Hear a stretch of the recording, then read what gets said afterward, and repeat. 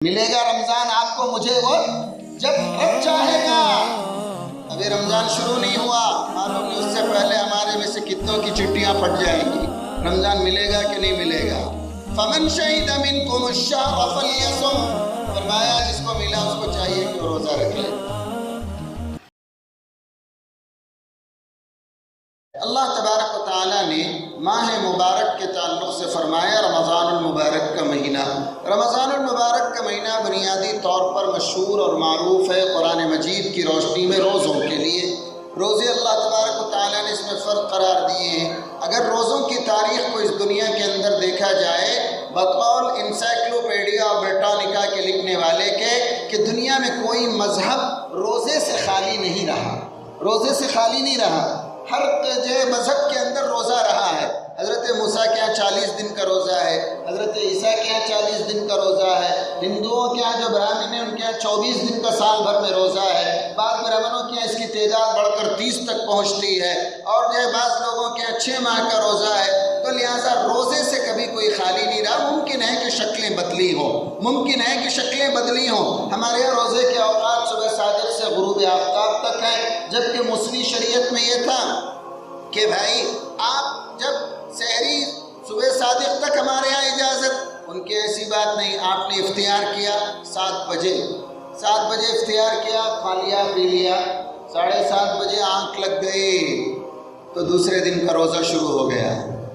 اب وہ کچھ نہیں کھا سکتا، ہماری طرح نہیں تھا الارم رکھ کے مسجدوں سے اناؤنس کر کے دف بجا کر دروازے ٹھوک کر کھانے سالنے گرم کر کے ارے چلو سحری کا وقت ہو گیا۔ لیکن کتنا مشکل تھا روزہ۔ اللہ کے رسول کو جو روزہ دیا کتنا آسان روزہ دیا میرے رب نے، کتنا آسان دیا۔ جگہ نہیں رہتی ہے پانی کی لیکن ماں اٹھاتی ہے، نہیں بیٹا یہ گھٹ تو پی لے، کم از کم یہ گھٹ تو پی لے، تو لہٰذا ایک گھٹ پانی پلا دیتی، ایک گھٹ پانی کی جگہ ایک گلاس دودھ بھی پلا دیتی، کچھ نہ کچھ کرتی صبح صادق سے پہلے تو بڑا آسان روزہ۔ تو اللہ تبارک و تعالیٰ نے اس دنیا میں جتنی بھی شریعتوں کو بھیجا سب کے اندر روزہ رہا۔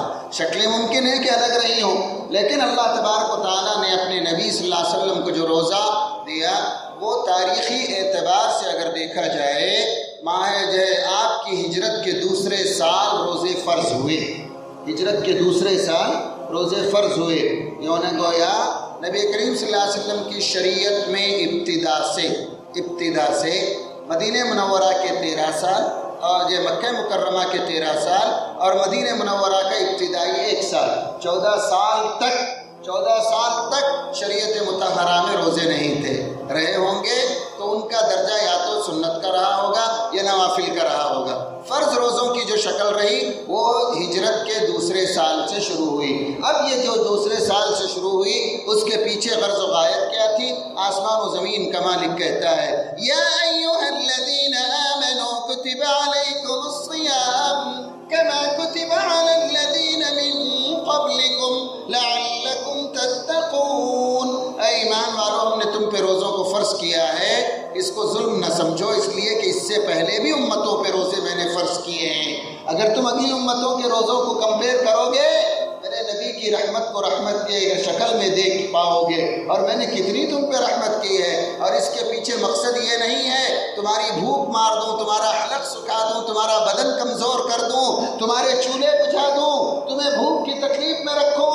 تمہیں دی جانے والی یہ روزوں کی فرضیت کے پیچھے ایک ہی غرض و غایت ہے، تھوڑی دیر کے لیے پیٹ سوکھے، تھوڑی دیر کے لیے حلق سوکھے، تھوڑی دیر کے لیے جسم کمزور ہو، تھوڑی دیر کے لیے طاقت کمزور ہو، لیکن ان ساری کمزوریوں کا ایک ہی مقصد ہے، اور وہ مقصد یہ ہے زندگی میں طاقتور گناہ کمزور ہو جائے۔ لعلکم تتقون، شاید کہ تم اللہ سے ڈرنے والے بن جاؤ۔ یہ خدا کا ڈر پیدا نہیں کیا جاتا، خریدا نہیں جاتا، بیچا نہیں جاتا، کہیں سے حاصل نہیں کیا جاتا، یہ دل میں ہوتا ہے اور دل ہی میں اگتا ہے اور دل ہی میں رہتا ہے۔ اور اللہ تبارک و تعالیٰ کہتے ہیں لعلکم تتقون، یہ روزہ، یہ نماز، یہ زکوٰۃ، یہ حج، یہ عبادتیں، یہ ریاضتیں، یہ تہجد، یہ صدقہ، یہ خیرات، یہ زکوٰۃ، یہ ہمدردی، یہ حقوق کی ادائیگی، یہ انصاف، یہ امانتیں، یہ ہم جو ایک دوسرے یہ سب اسباب ہیں اس تقوی کو پیدا کرنے کے لیے جو اسلام کی غرض و غایت ہے، جو تمہارے رب ذوالجلال کے نظر میں مقام اور مرتبہ دلانے کے لیے کافی ہے۔ لعلکم تتقون ایاما معدودات، 11 مہینے کھاؤ پیو، کوئی پابندی نہیں ہے، کوئی پابندی نہیں ہے۔ بزنس میں لگاؤ، کتنے گھنٹے لگانا چاہتے ہو، جتنی محنت کرنا چاہتے ہو، لیکن 1 مہینہ اپنے رب کو دے دو، اور وہ بھی اس کا فائدہ تمہارے رب کو نہیں، تمہیں کو پہنچے گا، تمہیں کو پہنچے گا۔ اللہ تبارک و تعالیٰ کہتے ہیں ایاما معدودات، گنے چنے دن، کبھی 29 کبھی 30، کبھی 29 کبھی 30۔ فرمایا کہ گنے چنے دن ہیں جو اللہ تبارک و تعالیٰ نے تمہیں دیے ہیں، ان گن چنے دنوں کا فائدہ تمہیں کو پہنچے گا۔ ہاں، اس میں بھی فرمایا فَمَنْ كَانَ مِنْكُمْ مَرِيضًا أَوْ عَلَى سَفَرٍ فَعِدَّةٌ مِّنْ أَيَّامٍ أُخَرَ، فرمایا جو بیمار ہے، جو سفر میں ہے، اس کو چاہیے کہ ان روزوں کی قضا کر لے۔ اجازت دی گئی، اجازت دی گئی، زبردستی نہیں کی گئی۔ بیمار ہے، بیمار سے کیا مراد؟ بیمار سے کیا مراد؟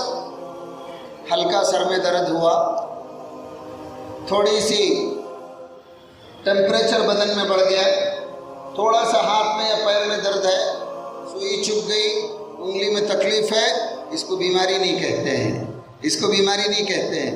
بیماری اسے کہتے ہیں جسے خود بیمار یہ سمجھے کہ اب میں روزے کے قابل نہیں ہوں، اگر روزہ رکھوں گا تو پرابلم آئیں گے، تو اس کے لیے پھر، اور اس سلسلے میں ڈاکٹروں کی رائے اپنی طرف، میں تو یہ کہتا ہوں کہ اپنے ضمیر سے پوچھو، اگر وہ اجازت دیتا ہے، سب سے بڑا ڈاکٹر ہمارا اپنا ضمیر ہے، ضمیر ہے۔ چور دروازے 50 تلاش کرنا بھی اس کو معلوم ہے، ان دروازوں سے بچ کر تقویٰ پیدا کرنا بھی اس کو معلوم ہے۔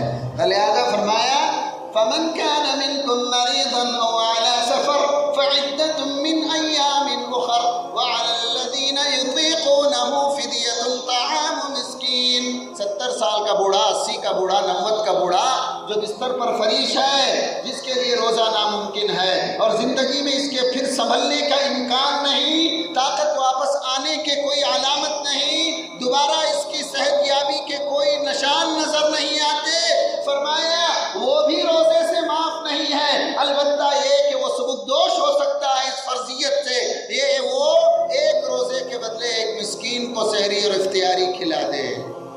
وَعَلَى الَّذِينَ يُطِيقُونَهُ فِدْيَةٌ طَعَامُ مِسْكِينٍ فَمَنْ تَطَوَّعَ خَيْرًا فَهُوَ خَيْرٌ لَهُ وَأَنْ تَصُومُوا خَيْرٌ لَكُمْ إِن كُنتُمْ تَعْلَمُونَ، تمہاری نالج کے مطابق یہ کرو گے تو بزنس بڑھے گا، وہ کرو گے تو بینک بیلنس بڑھے گا، یہ کرو گے تو مارکس بڑھیں گے، یہ کرو گے تو اسٹیٹس بڑھے گا، تمہاری نالج کے مطابق یہ کرو گے تو سوسائٹی میں تمہارا مقام بڑھے گا۔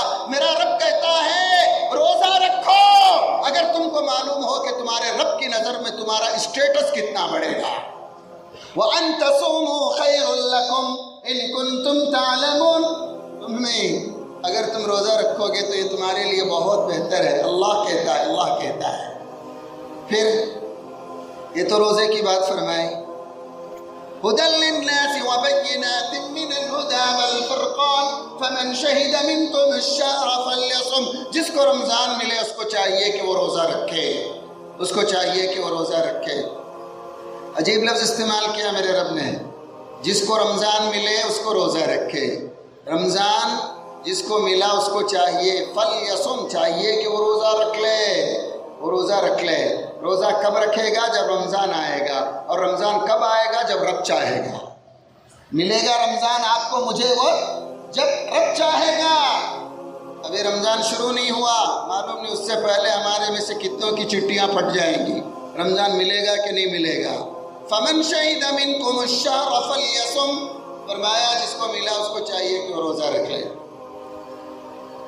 اللہ تبارک و تعالیٰ کے پھر اللہ تعالیٰ کہتے ہیں بیمار اور مسافر کو اجازت، پھر اللہ تعالیٰ کہتے ہیں یرید اللہ بکم اليسر، اللہ تمہارے ساتھ آسانی چاہتا ہے، ولا یرید بکم العسر، فرماتے ہیں اللہ تبارک و تعالیٰ کہ اللہ تعالیٰ تمہیں تکلیف میں ڈالنا نہیں چاہتا۔ وَلِتُكَبِّرُوا اللَّهَ عَلَى مَا هَدَاكُمْ، اللہ کی بڑائی کرو اس بات پر کہ اس نے تم کو رمضان دیا، روزوں کی توفیق دی، قرآن کے نازل ہونے والے مہینے کو دیا اور روزے کا وہ طریقہ بتایا جو اسے پسند ہے، جو اسے پسند ہے۔ اگر تم اپنے طور پر ہندوؤں کا روزہ رکھ لیتے کہ بھئی چولہے میں پکی ہوئی چیز نہ کھاؤ، فروٹ چلاؤ، ڈرائی فروٹ چلاؤ، جائے دودھ گرم کیے بغیر پیتے رہو، یا تم کو 40 دن کے روزے رکھوا دیتے، یا پھر تمہارے لیے موسوی شریعت کے مطابق آنکھ جھپکتے ہی روزہ شروع ہو جاتا، کیا حال ہوتا تمہارا؟ کہیں روزے کا مذاق ہوتا تو کہیں روزہ آفت جان بن جاتا۔ نہ ہم نے اسے مذاق رہنے دیا، نہ آفت جان بننے دیا۔ وَلَا يُرِيدُ بِكُمُ الْعُسْرَ، کوئی تکلیف کے بغیر ہم نے تمہارے بھٹکنے والے دل کو راہ پر راہ دکھائی، پھسلنے والے جذبات کو استقامت دی، اور راہ حق پر لانے کے لیے ہم نے کتنی آسان تمہارے لیے تدبیر پیدا فرمائی۔ وَلَا يُرِيدُ بِكُمُ الْعُسْرَ وَلِتُكْمِلُوا الْعِدَّةَ وَلِتُكَبِّرُوا اللَّهَ عَلَى مَا هَدَاكُمْ وَلَعَلَّكُمْ تَشْكُرُونَ، اور شاید کہ تم